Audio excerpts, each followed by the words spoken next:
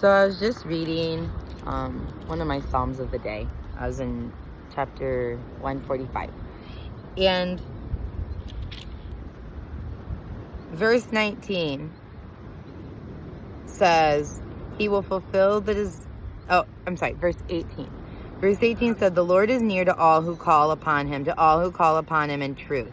He will fulfill the desires of those who fear him. He will also hear their cry and save them. And it made me think, part of the things I've struggled with in the past is, I still struggle with it in the present. So don't get me wrong, it's a huge struggle but now that I know what the struggle is, it makes it easier to kind of fight. And one of the struggles I had, I was just talking to a friend about this idea yesterday, was when you're in pain for so long and you hurt for so long, you almost don't want to get better. You're so used to the way things are and you're coping and you're adapted to it that the idea of change, let alone change where there's no pain and all you've ever felt is pain, seems almost inconceivable. It seems scary and it seems illogical that letting go of pain would be scary. But I remember the first time I thought my depression might be cured, I was terrified and I almost ran. Because I'd been hurting my whole life, that deep. And I couldn't imagine it. And so, this cool thing that I learned about God is he can change our hearts if you want him to. And you don't even have to, your feelings don't have to match. You don't have to feel like you want him to. You can just want him. Because everyone wants to feel better. Everyone wants to feel happy. No one wants to be in pain.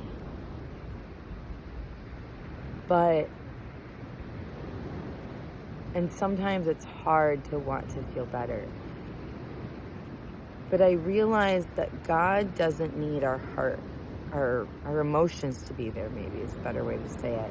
He just needs us to want it.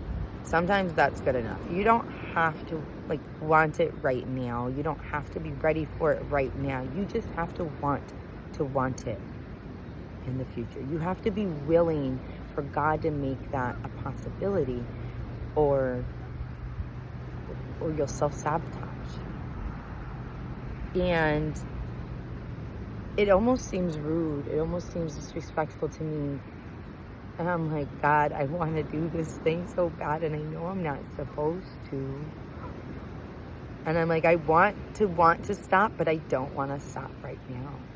But I know I should, even though I don't. And I battle with myself, and I tell the Lord my battle. I'm like, because I remember what Paul said. And Paul, he said that, he said it's a battle against the flesh. The things that the Spirit wants to do, my flesh doesn't. And my flesh wants to do things the Spirit doesn't.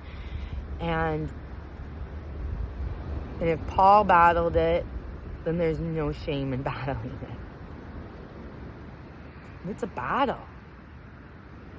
But when you get through the other side and when God is faithful and you're like, whoa, and the battle changes. It's crazy because all of a sudden you realize now you want to feel better and now you're fighting to feel better. You are actively resisting things that bring you pain. You are actively trying to grow and improve and heal. And you realize it's still a battle, but it's different now because now you're involved because God changed your heart. He helped you with that self-love because he loves you so much that he didn't care how broken you were, how much pain. Like, he wanted you, he wanted to love you, and he wanted to take care of you. He wanted to teach you about you because you are so awesome. You're beautifully and wonderfully made. And it's easy to say to someone else, it's hard to say to myself. But God is changing my heart a little bit every day, only by the grace of God. And I read his word, and I hear how he's going to help those who call on him and ask. They have to ask in truth. And I'm like, am I truthful? Do I really want help? Or am I self-sabotaging? And I determined I don't know what I need. God does. And he can change my heart. And as long as I'm willing to work with him, and as long as I'm willing to let him help me, he will help me. Because just like I like helping other people, and that brings me joy, he likes helping us. That brings him joy. He loves us so much more than we can imagine.